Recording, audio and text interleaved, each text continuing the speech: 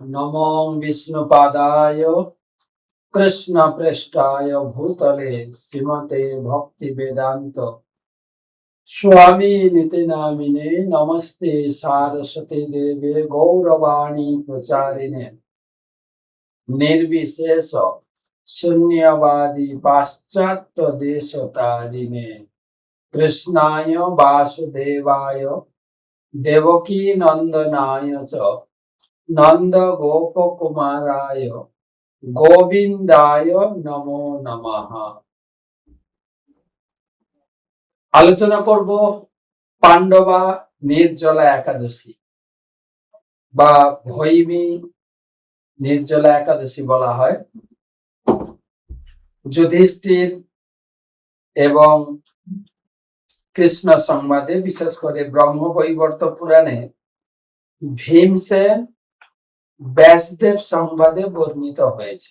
একবার ভীমসেন ব্যাসদেবকে জিজ্ঞাসা করলেন, হে মহতি ধীশক্তিশালীন পূজনীয় পিতামহজি, আমার একটা বিনম্র নিবেদন আছে, দয়া করে শ্রবণ করুন।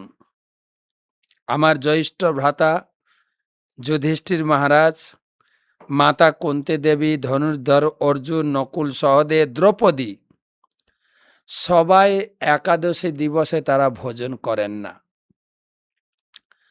তারা বিশেষভাবে আমাকে বলেন, বিশেষ করে যুধিষ্ঠির মহারাজ বলেন, হে বিকদর, তুমি একাদশী দিবসে ভোজন করিও না।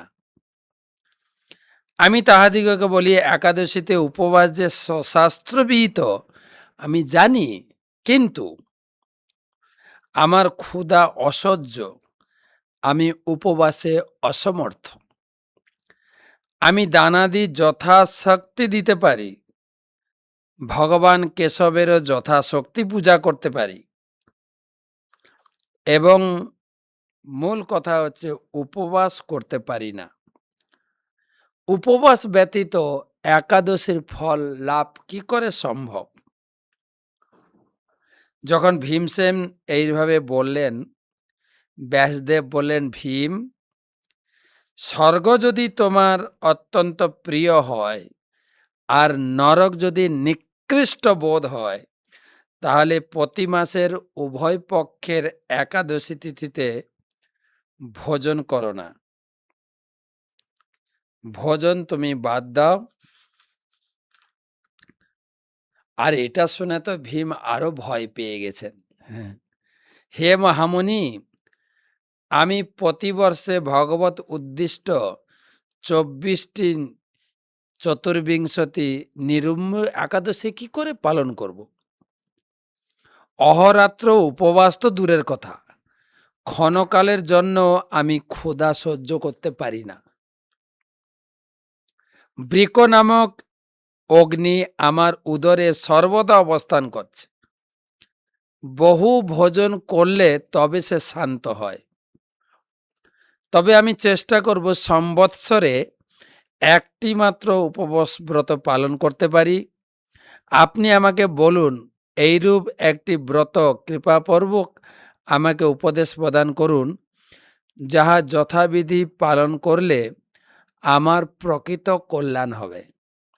ব্যাসদেব বলেন, হে রাজন, মানব ধর্ম এবং বৈদিক ধর্মের কথা তুমি আমার নিকট অনেক শুনেছ, কিন্তু কলিকালে সেই সমস্ত ধর্ম যাজনের শক্তি সকলের নেই। এজন্য অল্প ক্লেশে সরল উপায়ে মহাফল প্রাপ্ত হওয়ার বিধি তোমাকে বলছি। এ হচ্ছে সকল পুরাণের সারাংশ। যিনি দুই পক্ষের একাদশী পালন করেন, এই 2 দিনে ভোজন করেন না, তাহার আর নরকে যাওয়ার প্রশ্নই আসে না। আর ভীম তো শুনে এখন পিপুল বৃক্ষের পাতার মতো থরথর করে কাঁপছেন। তাহলে আমি কি করব? আমার উপায় কি হবে? আমি যে উপবাস করতে অত্যন্ত অসমর্থ। অতএব হে প্রভু, কৃপাপূর্বক অধিক ফলপ্রদ একটি ব্রত বা একটি একাদশীর কথা আমাকে বলুন, যা পালন করলে সকল কল্যাণ ভাজন হতে পারে। তখন ব্যাসদেব বললেন, বৃষ বা মিথুন রাশিতে সূর্য অবস্থানকালে জ্যৈষ্ঠ মাসের শুক্লপক্ষে যে একাদশী তিথি উপস্থিত হয় তাকে বলে নির্জলা একাদশী। এতে নির্জল ব্রত উপস্থিত থাকতে হবে। এতে নির্জল ব্রত বলে এই জন্য নির্জলা একাদশী বলা হয়। আর এক মাসা সুবর্ণ বা সর্ষে ডুববে এইরকম জল নিয়ে আচমন করতে হবে এবং ইহার কম বেশি জল হলে হবে না। একাদশী সূর্যোদয় হতে দ্বাদশী পর্যন্ত জল গ্রহণ করা যাবে না, নির্জলা।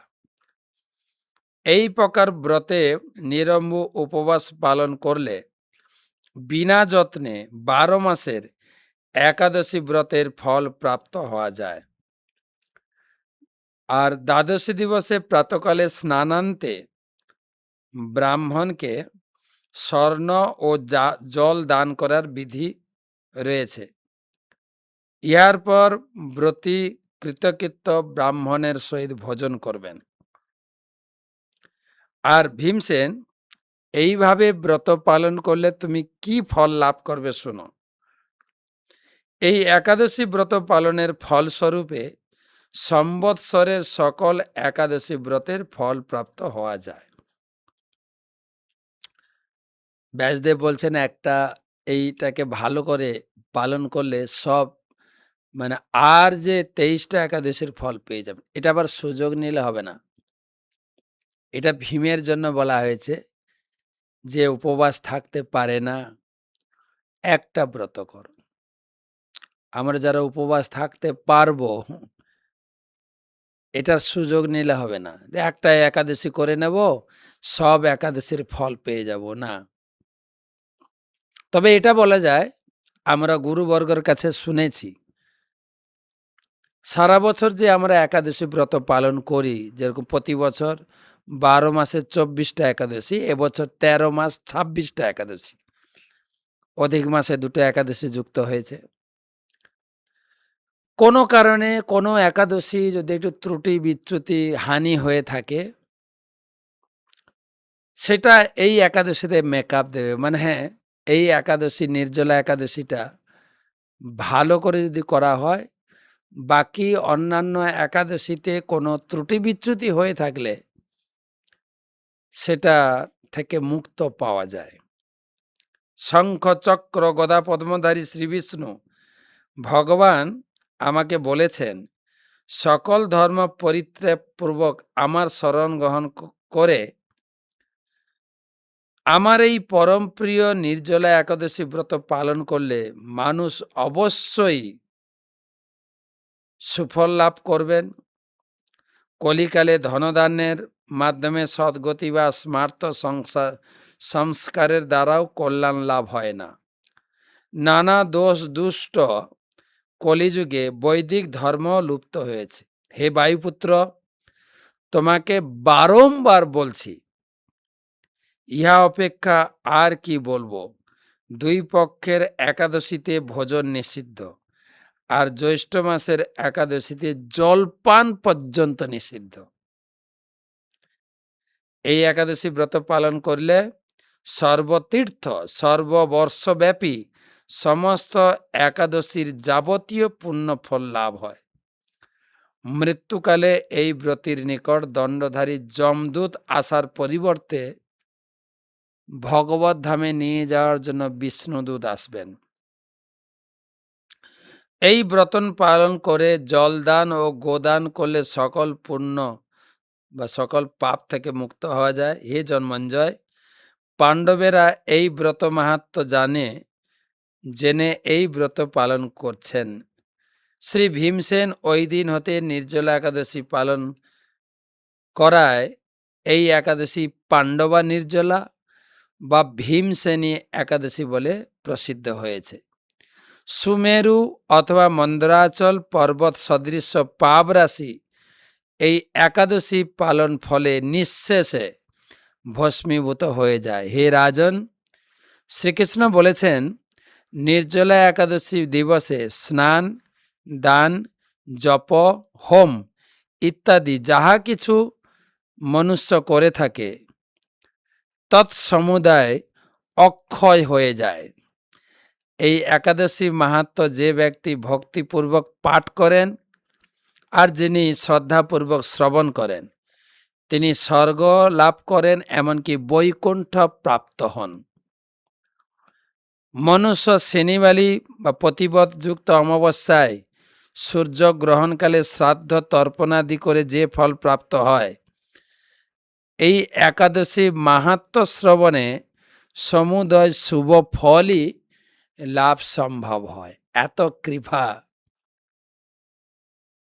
প্রতি একাদশীর আগে একাদশী মাহাত্ম্য বইটা পড়বেন, তাহলে একাদশী করার একটা সুন্দর উৎসাহ, নিষ্ঠা জাগ্রত হবে এবং পুরো একাদশী ব্রতের ফল লাভ করবেন। প্রতি একাদশীর মতো আপনি দশমীর রাত্রিতে সংকল্প করতে পারেন, অথবা একাদশীর ভোরে ব্রাহ্ম মুহূর্তে সূর্য উদয়ের আগে হাতে এক বিন্দু জল নিয়ে একাদশী ব্রত পালন করবেন, যে ব্রত ধারণ করবেন। সংকল্প সরলভাবে আমি যেরকম বলে থাকি ওইভাবেই করবেন। বিষ্ণু ওম তৎসদদ্দ জ্যৈষ্ঠ মাসে শুক্লপক্ষে পাণ্ডবা নির্জলা একাদশী ব্রত। আপনার নাম বলবেন, গোত্র বলবেন। এই নির্জলা ব্রত অহম করিছে, শ্রীকৃষ্ণ প্রীতিকাম অহম করিছে। শ্রীকৃষ্ণের প্রীতি কামনায়, যদি সংস্কৃত শ্লোক মনে থাকে সরলভাবে বলেন যে এই পাণ্ডবা নির্জলা একাদশী ব্রত আমি গুরু গৌরাঙ্গের ইচ্ছায়, গুরুদেবের কৃপায়, শ্রীকৃষ্ণের প্রীতি কামনায় আমি এই ব্রত করছি। হরে কৃষ্ণ কৃষ্ণ কৃষ্ণ হরে হরে, হরে রাম রাম রাম হরে হরে। সেই সঙ্গে গুরু এবং ইষ্ট দেবতার কাছে প্রার্থনা, রাধারানীর কাছে প্রার্থনা, কৃষ্ণ কৃপা বিনে নহে তার প্রবর্তন। ভগবান কৃষ্ণের কৃপা, গুরু বৈষ্ণব এবং রাধারানীর কৃপা নিয়ে সারা দিন কৃষ্ণ চিন্তা, কৃষ্ণ স্মরণ, কৃষ্ণ কথা, কৃষ্ণ নাম এবং গীতা ভাগবতম পাঠে মনোনিবেশ করবেন। অরিজিনাল উপবাস হচ্ছে ভগবানের চিন্তা, অর্থাৎ ভগবানের নিকটে বাস। আহার সংযম, মন সংযম, ক্রোধ সংযম, বাক্য সংযম, যাতে কোনো প্রকারের ঝগড়া ঝাঁটি, রাগ, ক্রোধ প্রকাশ না হয়।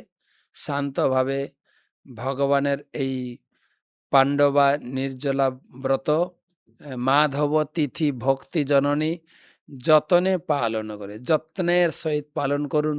ভগবানের কাছে প্রার্থনা করি আপনার এই নির্জলা একাদশী ব্রত সুসম্পন্ন হোক। ভগবানের আশীর্বাদে, রাধারানীর কৃপা শক্তিতে এই ব্রতের সমস্ত ফল আপনি লাভ করুন এবং জীবনের অন্তিমে ভগবত ধাম গতি লাভ হোক। আর যতদিন এইখানে এই ধরাধামে থাকবেন, কৃষ্ণ ভক্তিতে যুক্ত থেকে জীবনে ভক্তির যে সমুদায় আনন্দ লাভ করুন। হরে কৃষ্ণ।